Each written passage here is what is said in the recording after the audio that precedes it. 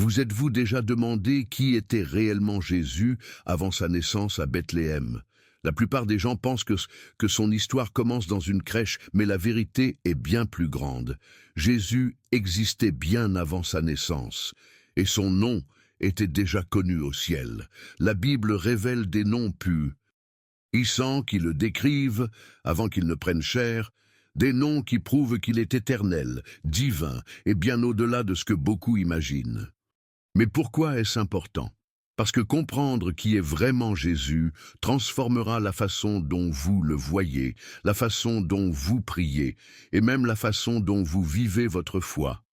Il y a 3 noms clés qui révèlent l'identité de Jésus avant qu'il n'entre dans l'histoire humaine, et on les retrouve partout l'Ancien Testament, les Évangiles et le livre de l'Apocalypse. Ces noms tiennent puissance divine, et quand vous les comprendrez, vous ne verrez plus jamais Jésus de la même manière. Beaucoup de gens suivent Jésus sans vraiment savoir qui il est, et cela pourrait être la raison pour laquelle leur foi semble faible.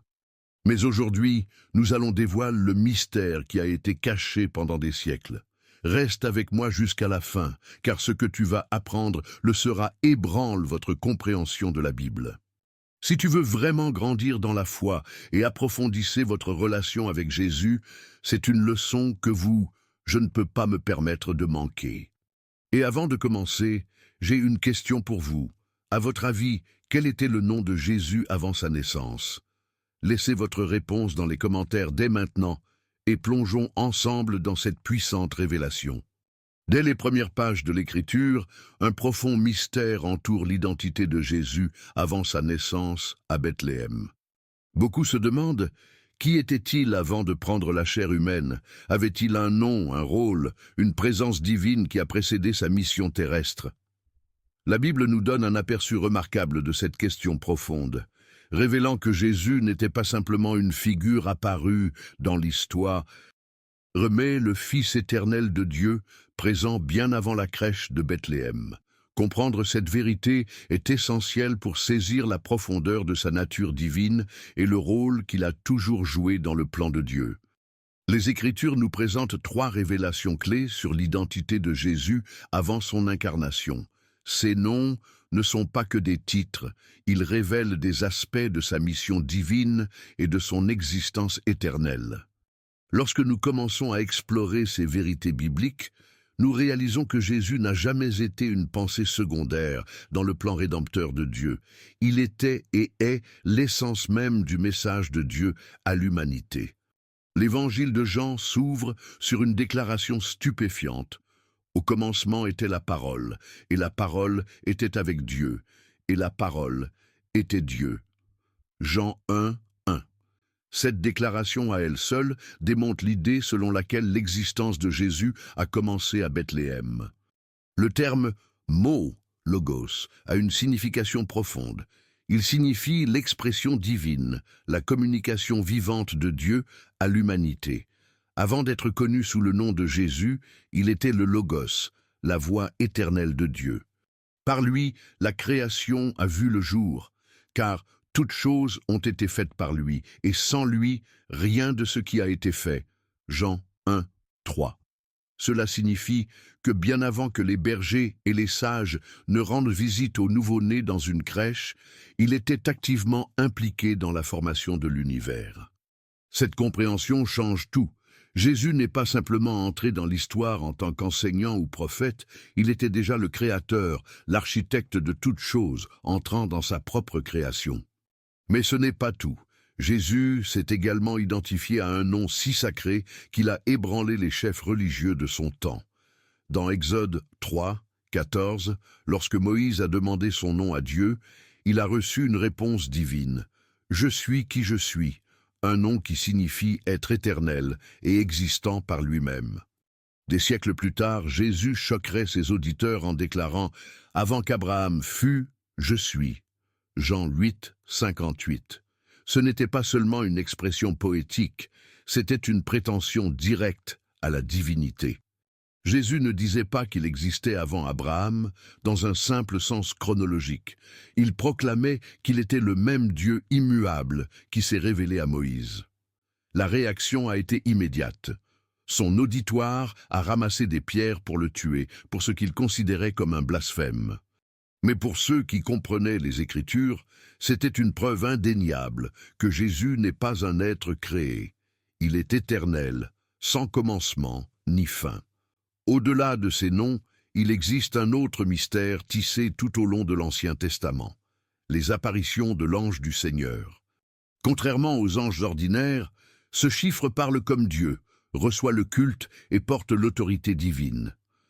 Lorsque Jacob luttait avec un personnage mystérieux dans Genèse 32:30, il déclara « J'ai vu Dieu face à face, et ma vie a été préservée. » De même, dans le livre de Daniel, lorsque 3 hommes furent jetés dans la fournaise ardente, Nabuchodonosor vit un 4e personnage comme le Fils de Dieu marchant parmi eux. Daniel 3:25.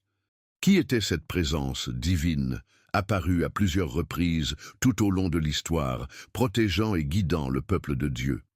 De nombreux biblistes croient qu'il s'agissait d'une manifestation préincarnée de Jésus-Christ. Il n'était pas éloigné de l'humanité, attendant que le Nouveau Testament soit révélé. Il était déjà actif, intervenant dans la vie de ceux qui cherchaient Dieu. Les prophéties du livre d'Isaïe confirment encore davantage cette nature divine. Bien avant la naissance de Jésus, Isaïe le décrivait comme « conseiller merveilleux, Dieu puissant, Père éternel, prince de paix ». Ésaïe 9:6. Ce ne sont pas de simples descriptions poétiques, chacune révèle quelque chose de crucial sur qui est Jésus. Toujours était. Il n'est pas simplement devenu Dieu lors de son incarnation. Toujours Dieu. La Bible le dit clairement. Jésus n'avait pas de début à Bethléem. Il a toujours existé, et sa nature divine transcende le temps et l'histoire humaine. Reconnaître cette vérité permet aux croyants de saisir tout le poids de qui est Jésus. Non seulement un personnage historique, mais le Seigneur éternel, qui nous invite dans son plan divin. Dès le tout premier verset de l'Évangile de Jean, nous sommes introduits dans une vérité profonde qui révèle la nature éternelle de Jésus-Christ. Au commencement était la parole, et la parole était avec Dieu, et la parole était Dieu. Jean 1:1. Cette déclaration est l'une des déclarations les plus puissantes sur Jésus dans toute la Bible. Jean commence délibérément par les mêmes mots que la Genèse, au commencement, pour montrer qu'avant que le temps n'existe, Jésus était déjà là. Il n'a pas été créé, il est éternel. Mais pourquoi Jean l'appelle-t-il la parole, logos? La réponse réside dans le fait que Jésus est la révélation ultime de Dieu. Dans l'Ancien Testament, Dieu a parlé par l'intermédiaire de prophètes, de visions et de sa loi écrite, mais en Jésus, il a parlé de la manière la plus directe possible, en prenant chair et en vivant parmi nous. Jésus n'est pas qu'un messager de Dieu, il est le message de Dieu. Le mot grec logos était profondément significatif tant pour les Juifs que pour les Grecs. Pour le peuple juif, la parole de Dieu était puissante. C'est par la parole de Dieu que l'univers a été créé. Psaume 33:6. Quand Dieu a parlé, les choses ont vu le jour.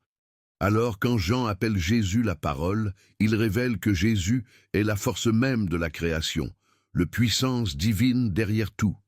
Pour les Grecs, logos était la raison et la sagesse ultime derrière l'univers.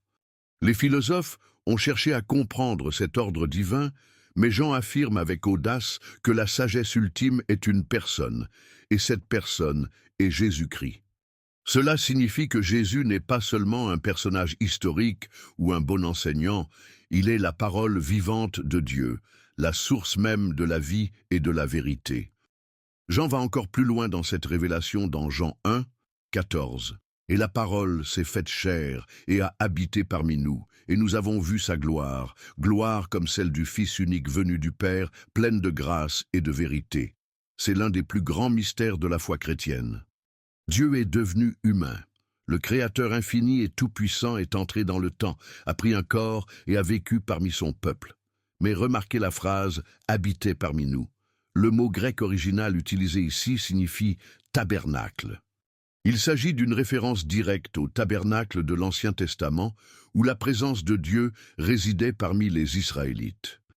Tout comme la gloire de Dieu remplissait autrefois le tabernacle dans le désert, sa gloire était désormais pleinement révélée en Jésus.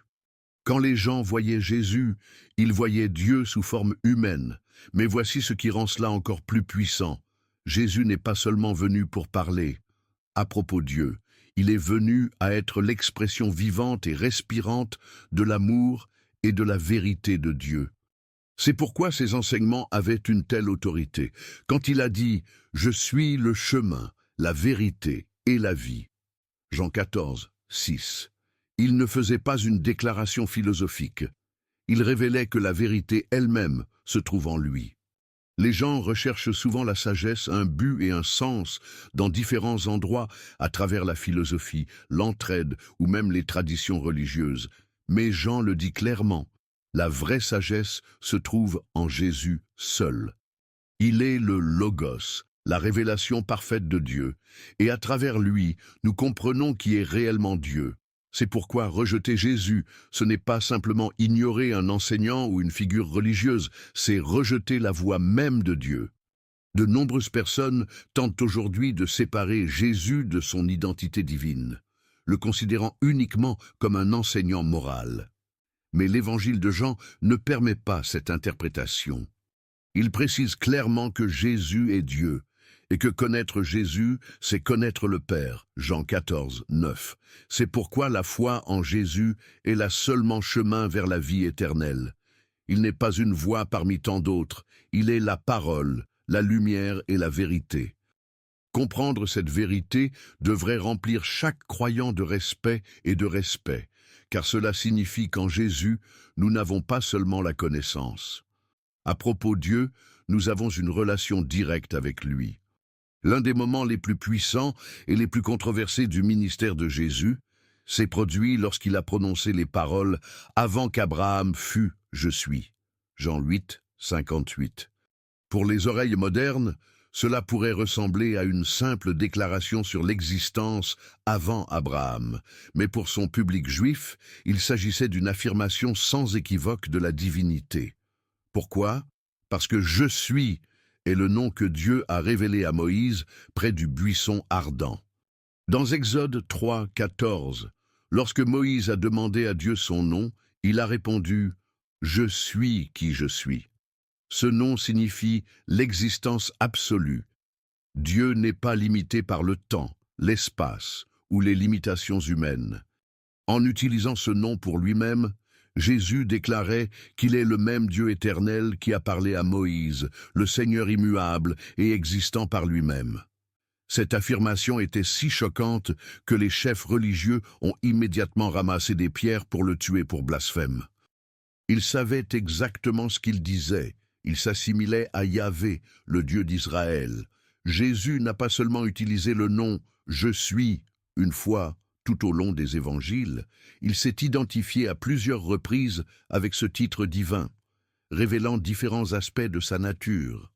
Dans Jean 6, 35, il dit « Je suis le pain de vie », montrant qu'il est la seule source de nourriture spirituelle. Dans Jean 8, 12, il déclare « Je suis la lumière du monde », révélant que lui seul apporte la vérité et la direction dans un monde plein de ténèbres. Dans Jean 10, 11, il dit « Je suis le bon pasteur », montrant son profond amour et son attention pour son peuple. Ces déclarations n'étaient pas des métaphores aléatoires, c'étaient des déclarations audacieuses de son rôle divin. Chaque fois qu'il disait « Je suis », il se connectait directement au Dieu de l'Ancien Testament, montrant qu'il est l'accomplissement de tout ce qui avait été promis. Mais qu'est-ce que cela signifie pour nous aujourd'hui? Cela signifie que Jésus n'est pas seulement un personnage historique ou un sage enseignant, il est Dieu dans la chair. Quand il a dit « Je suis le chemin, la vérité et la vie », Jean 14, 6, il n'offrait pas une voie religieuse parmi tant d'autres. Il déclarait que lui seul est la source du salut. C'est pourquoi le nom de Jésus porte puissance inégalée. Lorsque Pierre a guéri un homme dans Actes 3, 6, il ne l'a pas fait de sa propre autorité. Il a dit « Au nom de Jésus-Christ de Nazareth, marche ». Le nom de Jésus n'est pas seulement une étiquette, il représente la présence et la puissance même de Dieu. C'est pourquoi les démons tremblent à son nom. Marc 1, 24. Pourquoi les prières sont exaucées en son nom. Jean 14, 13. Et pourquoi le salut ne se trouve en aucun autre nom. Acte 4, 12. Cela explique aussi pourquoi la foi en Jésus est essentielle. Croire en Jésus, ce n'est pas seulement être d'accord avec ses enseignements, c'est aussi reconnaître qui il est vraiment. Les chefs religieux de son époque ont vu ses miracles, entendu ses paroles, mais ont refusé de croire. Ils voulaient un Messie, mais ils ne pouvaient pas accepter que le Messie était Dieu lui-même. Aujourd'hui, beaucoup de gens admirent Jésus, mais hésitent à reconnaître son identité divine. Mais la Bible est claire. Jésus est le grand je suis, celui qui a existé avant toute chose, celui qui maintient toutes choses ensemble et celui qui offre la vie éternelle à tous ceux qui croient en lui. Ainsi, lorsque nous invoquons Jésus, nous ne nous adressons pas seulement à un personnage lointain de l'histoire, nous nous adressons à lui, le Dieu éternel, existant par lui-même et tout-puissant. C'est pourquoi la vraie foi en lui change tout. Quand nous reconnaissons Jésus comme je suis, nous comprenons qu'il est plus que notre Sauveur. Il est notre Créateur, notre Rédempteur et notre Roi éternel. Il n'est pas limité par le temps, les circonstances ou les attentes humaines. Il l'est tout simplement. Tout au long de l'Ancien Testament, nous assistons à des rencontres mystérieuses où une figure divine apparaît sous le titre « l'ange du Seigneur ». Mais contrairement aux anges ordinaires, cet être parle comme Dieu, commande avec autorité divine et accepte même le culte. Cela soulève une question impérieuse. Était-ce Jésus-Christ avant son incarnation? De nombreux biblistes le croient, et lorsque nous examinons ces passages de près, nous voyons un schéma qui indique que Jésus interagit avec l'humanité bien avant Bethléem. Ces apparitions n'étaient pas fortuites, il préfigurait son prochain rôle de médiateur entre Dieu et l'homme. Contrairement aux anges créés qui servent Dieu, cet ange parle comme Dieu lui-même, révélant qu'il ne s'agissait pas d'un messager ordinaire, mais du Christ préincarné. L'un des exemples les plus clairs se trouve dans Genèse 32, où Jacob a lutté avec un être divin toute la nuit. À la fin de la lutte, Jacob déclara « J'ai vu Dieu face à face, et pourtant ma vie a été préservée. » Genèse 32, 30. Qui était ce personnage? Les anges ordinaires ne se laissent pas considérer comme Dieu. Pourtant, ici, Jacob a reconnu la présence divine dans cette rencontre.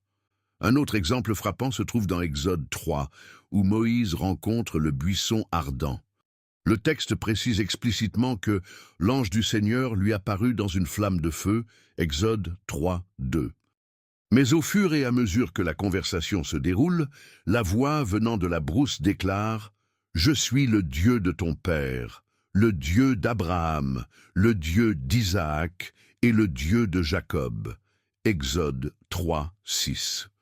Cela signifie que l'ange du Seigneur n'était pas simplement un être créé, il parlait comme Dieu lui-même. Cela correspond parfaitement à la façon dont Jésus s'est identifié plus tard comme étant « Je suis », Jean 8, 58, montrant clairement qu'il s'était révélé à son peuple bien avant sa naissance terrestre. Un autre moment fascinant se produit dans Daniel 3, où 3 hommes, Shadrach, Meshach et Abednego, sont jetés dans une fournaise ardente pour avoir refusé d'adorer une idole païenne.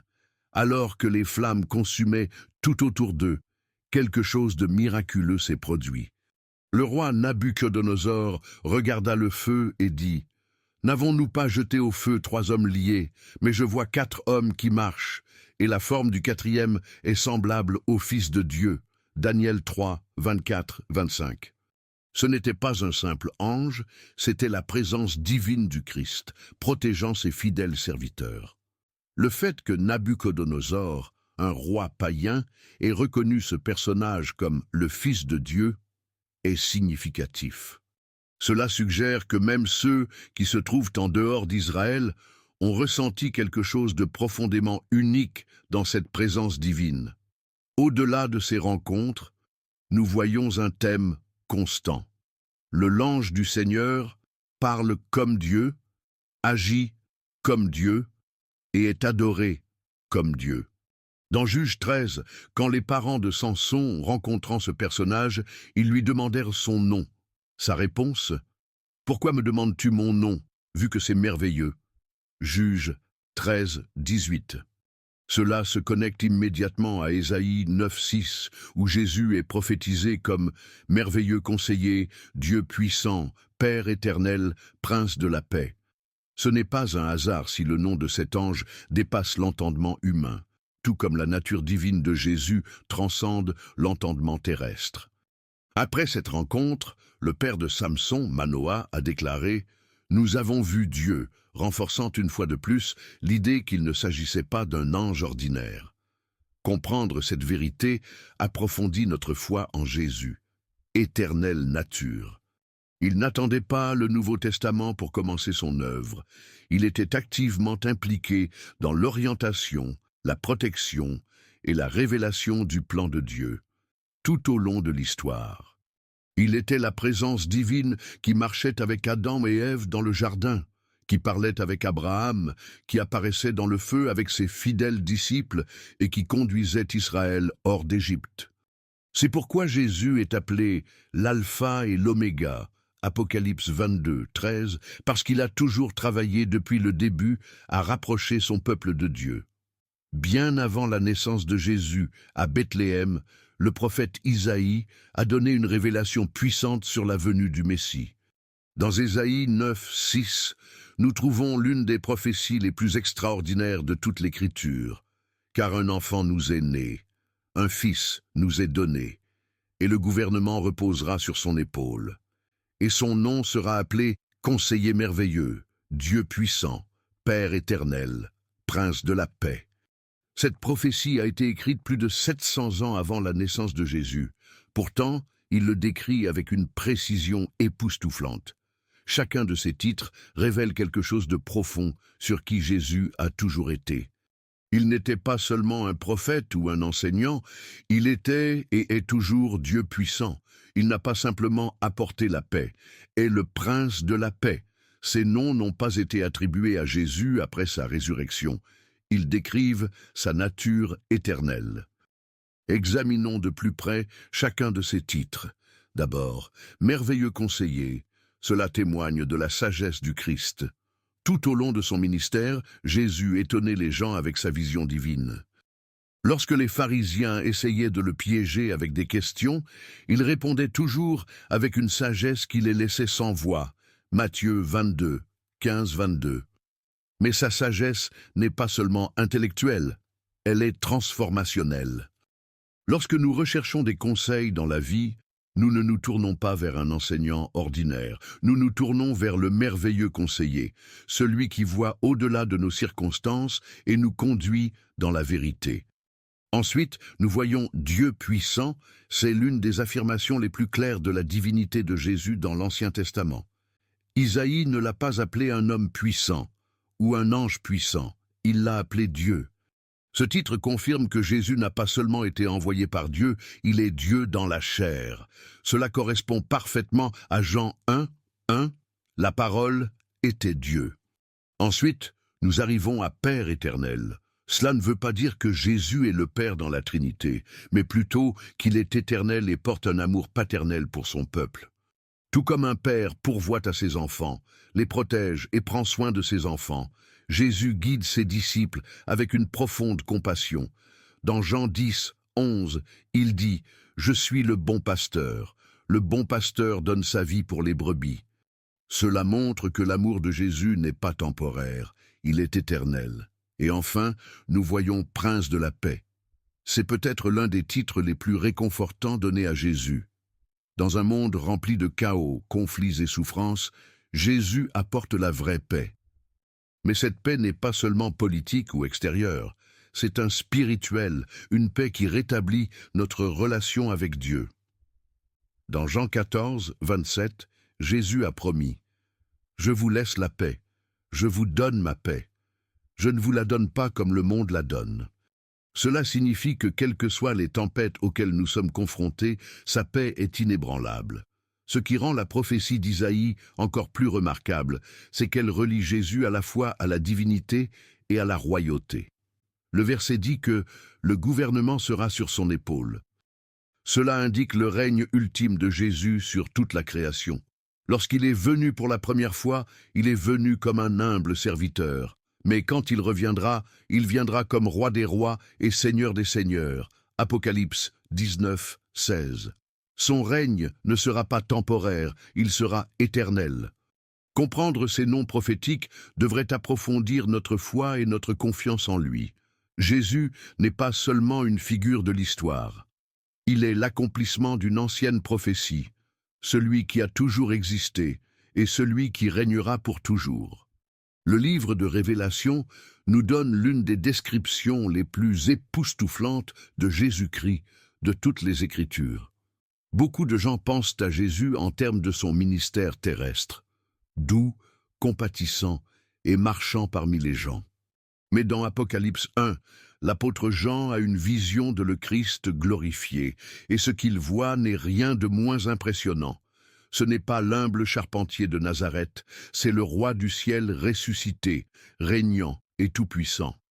Jean écrit: son visage était comme le soleil brillant dans tout son éclat, ses yeux étaient comme des flammes de feu, et sa voix était comme le bruit de grandes eaux. Apocalypse 1, 14, 16.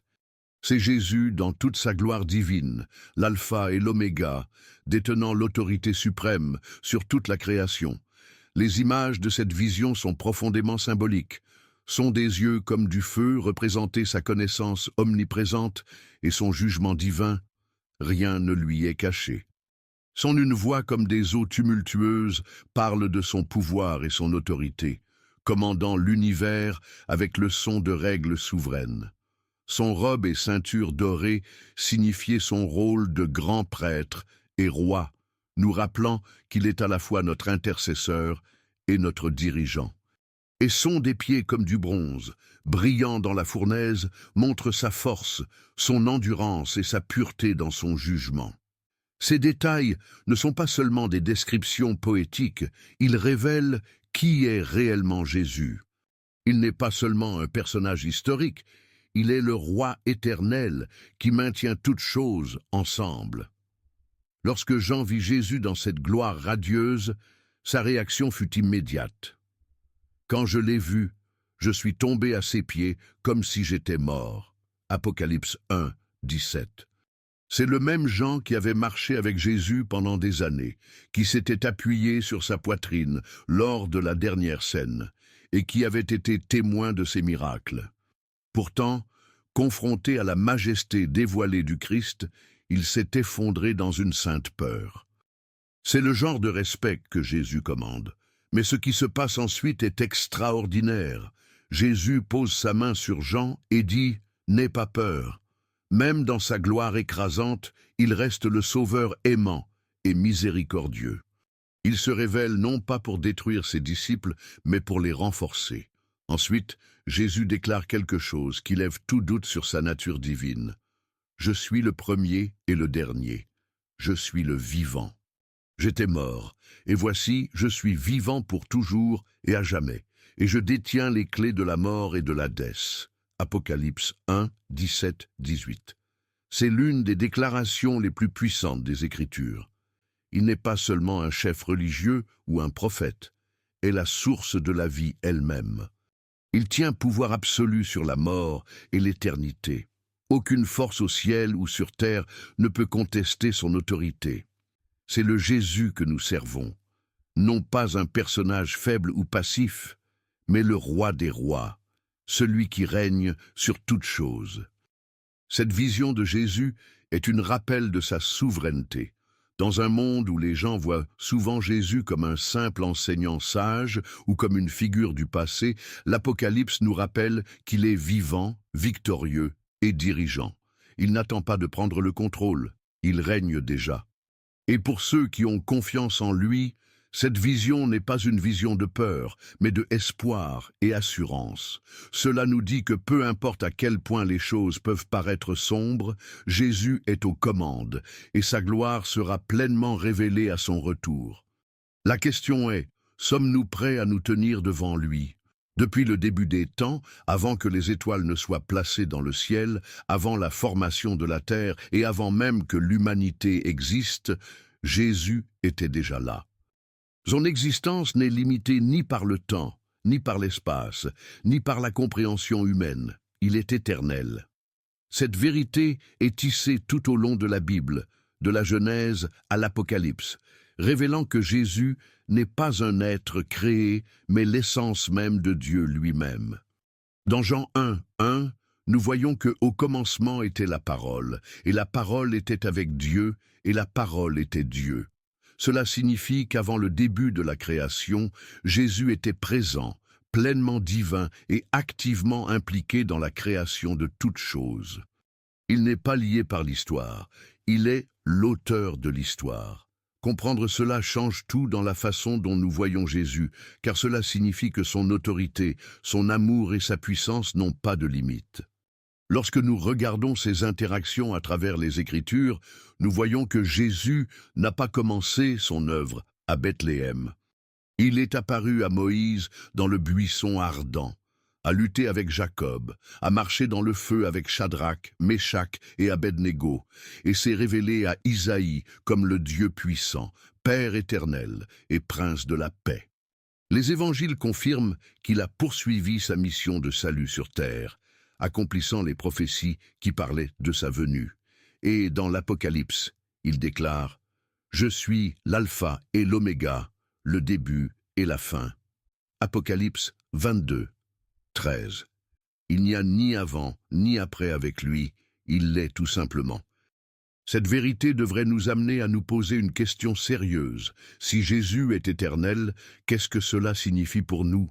Cela signifie qu'il est immuable.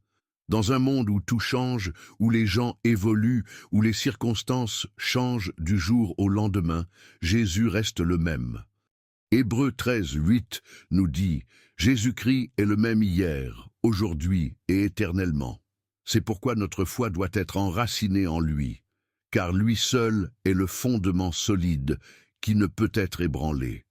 Le même Jésus qui marcha avec Adam, qui parla avec Abraham, qui fit des miracles en Galilée et qui révéla sa gloire à Jean, c'est le même Jésus qui marche avec nous aujourd'hui. Ses promesses ne s'effacent pas. Son pouvoir n'a pas diminué. Son amour est tout aussi fort aujourd'hui qu'il l'était lorsqu'il portait la croix au calvaire. Cela signifie également que la vie éternelle est réelle, et cela ne se trouve qu'en lui. Jésus n'est pas venu seulement pour enseigner des leçons de morale ou inspirer les gens. Il est venu pour offrir le don du salut.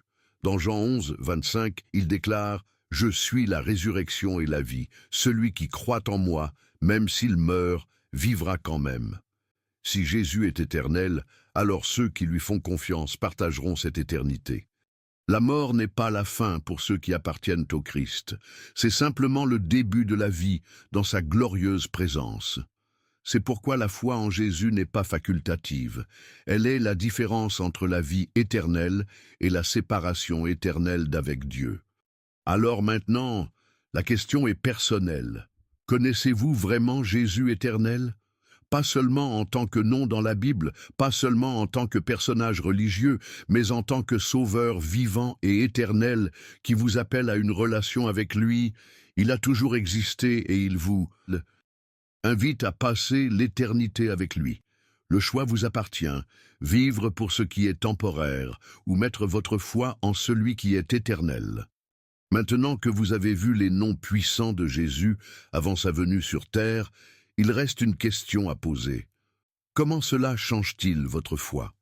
Sachant que Jésus est éternel, qu'il existait bien avant Bethléem et qu'il est l'alpha et l'oméga, devrait transformer notre façon de prier, notre façon de lui faire confiance et notre façon de vivre pour lui.